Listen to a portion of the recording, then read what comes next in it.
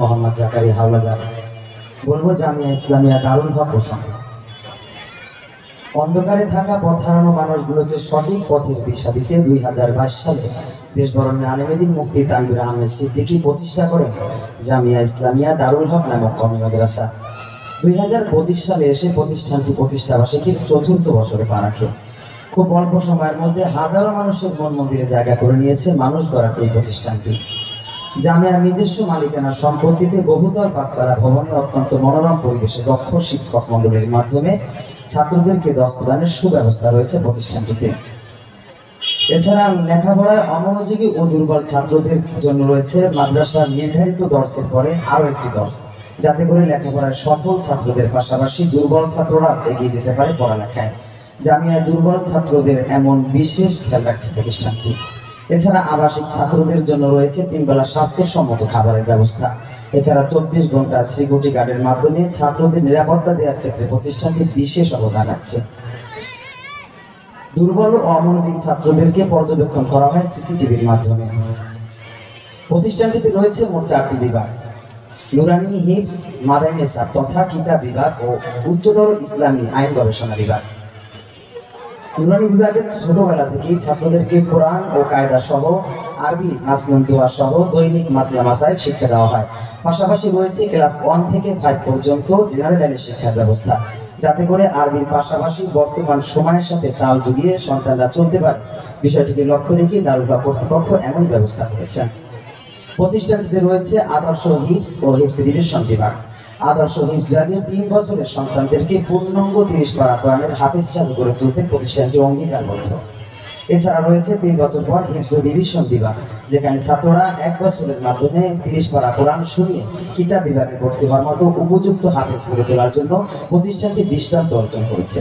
প্রতিষ্ঠানটিতে দৈনিক নিয়মিতই ওস্তাদের মাধ্যমে সঠিক হরফ উচ্চারণের মশ প্রদান করা হয়। মশ প্রদান করে থাকেন বাংলাদেশের আন্তর্জাতিক মানের কারি আব্দুল হক সাহেবের মতো বুজুর্গরাও দর্শে এসে ছাত্রদেরকে মশ প্রদান করে। এছাড়া রয়েছে 7 বছর মেয়াদী মাদারিনেসা, যেখানে ছাত্রদেরকে দাওরা সমাপনী সম্পৃক্ত করে মাওলানা গড়ে তোলা তথা কোরআন হাদিসের এলেম জোগাতে প্রতিষ্ঠানটি মাদারিনেসা নামক একটি মেসাবের ব্যবস্থা করেছে, যেখানে কওমি মাদ্রাসার সিলেবাসভুক্ত মাদারিনেসাবে এনে ছাত্রদেরকে আরবি মাকালা প্রবন্ধ এছাড়া আরবিতে কথোপকথন ও কোরআন হাদিসের গভীর এলেমে আবু তাহের মেজবা প্রতিষ্ঠিত মাদারিনেসা বিশেষ অবদান রেখে এসেছে। ছাত্রদের সুবিধার্থে এমন নেশাবের ব্যবস্থাও করেছে। ইতিমধ্যে 3য় বর্ষ পর্যন্ত কার্যক্রম চালিয়ে যাচ্ছে দারুল হক কর্তৃপক্ষ। এছাড়া রয়েছে উচ্চতর ইসলামী আইন গবেষণা বিভাগ, যেখানে ছাত্রদেরকে ইসলামের বিভিন্ন জটিল ও কঠিন মাসলা সমূহ সমাধান করা হয়। এছাড়া ইসলামের আইন বিষয় ও বিভিন্ন ফতোয়া বিষয় ছাত্রদেরকে দর্স প্রদান করা হয়। এতে বাংলাদেশের প্রধান মুফতিরা এসে ছাত্রদেরকে দর্স প্রদান করে। মাদ্রাসার প্রতিষ্ঠাতা পরিচালক শুধু ছাত্রদের এই বিষয়টি খেয়াল রাখেননি, তিনি জনসাধারণের আত্মশুদ্ধির জন্য মাদ্রাসা প্রাঙ্গণে প্রতিষ্ঠা করেছেন খানকায়ে মোহাম্মদিয়া, যেখানে দেশবর্ণ ওলামায়ে কেরামের পদচারণায় মুখরিত হয় দারুল হকের প্রাঙ্গণ। বিশেষ করে বাংলাদেশের বর্ণ আলেমে দিনরা ইংরেজি মাসের শেষ শুক্রবারে এসে নসিহত পেশ করে থাকেন। ইসলার এমন নসিহতে হাজারো মানুষ তাদের ইসলার জন্য খুঁজে পেয়েছে এক সঠিক পথের দিশা। তাই তো খানকায়ে মোহাম্মদিয়া উপস্থিত শ্রোতাদের কাছ থেকে জানা যায়, আলেমদের সোহবাতে এসে তাদের বয়ান শুনে কলবের বিমূল পরিবর্তন হচ্ছে। এরকম যদি পথের দিশা সমাজের প্রত্যেকটি জায়গায় পাওয়া যায়, তাহলে অন্ধকার দূর হয়ে আলোর পথে সেই ইসলামের ছায়াতলে মানুষ আশ্রয় গ্রহণ করতে পারবে। এমনই তথ্য দিয়েছে দারুল হকে আসা সকল শ্রোতা।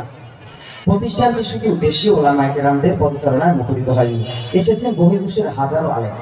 এর মধ্যে উল্লেখযোগ্য রয়েছে পাকিস্তানের করাচির প্রধান মুফতি আব্দুল মান্নান। এছাড়া পূর্ণাঙ্গ 30 পারা বুখারীর হাফেজ, বিশ্বের নন্দিত হাদিস বিশারদগার মঞ্জুর মাঙ্গল। এছাড়া আওলাদে রাসূল সাল্লাল্লাহু আলাইহি ওয়াসাল্লামের মতো যুগশ্রেষ্ঠ বুজুর্গরাও রয়েছে দারুল হকের আঙিনায়। বলবো ইসলামী মহাসম্মেলন সম্পর্কে। আজ 7ই ফেব্রুয়ারি জুমার 8 থেকে প্রাণবন্ত ছিল ঐতিহাসিক হাজারীবাগ পার্ক। ইতিহাসের প্রেক্ষাপট পাল্টিয়েছে এবারের এই ইসলামী মহাসম্মেলন। বিশেষ করে মহিলা প্যান্ডেলের বিষয়টি উল্লেখ করার মতো। ইতিহাসে যতদিন গিয়েছে এখানে প্রোগ্রাম কখনো মা বোনদের জন্য বিশেষ কোনো ব্যবস্থা করেনি। তবে ইসলামী মহাসম্মেলনকে কেন্দ্র করে আয়োজিত এই আয়োজকরা ব্যবস্থা করেছেন মা বোনদের শোনার জন্য বিশেষ এক পর্দাস্বরূপ ওয়াজ মাহফিলের ব্যবস্থা, যাতে করে মা বোনরাও এসেছে ওয়াজ মাহফিলে। এছাড়া প্রাণবন্ত পরিবেশেই শুরু হয়েছিল ইসলামী এই সম্মেলন। জুমার পর থেকে দেশবরণ আলেমী দিনরা তাদের নসিহত পেশ করেন ধর্মপ্রাণ মুসলমানদের। আজকে ধর্মপ্রাণ এমন মুসলমানদের উপস্থিতি মনে করিয়ে দেয় ধর্মের জন্য তাদের কতটুকু ভালোবাসা। আগামীতে এমন উপস্থিতি মনে করিয়ে দেয় আগামী বিশ্বে ইসলামের পতাকায় উঠবে বাংলাদেশে, এমনই প্রত্যাশা সকলের। তবে 7ই ফেব্রুয়ারি ইসলামী মহাসম্মেলনকে কেন্দ্র করে হতাশা প্রকাশ করেছেন পার্কের খেলোয়াড়রা। বৃহস্পতিবার থেকে নিয়ে শুক্রবার পর্যন্ত মাঠে লাইট ও প্যান্ডেল মঞ্চের কারণে তারা ব্যাটের মাধ্যমে ছক্কা মারা এবং ফুটবলের মাধ্যমে অপরদলকে গোল খাওয়ার মতো উল্লাস থেকে বঞ্চিত হয়েছে।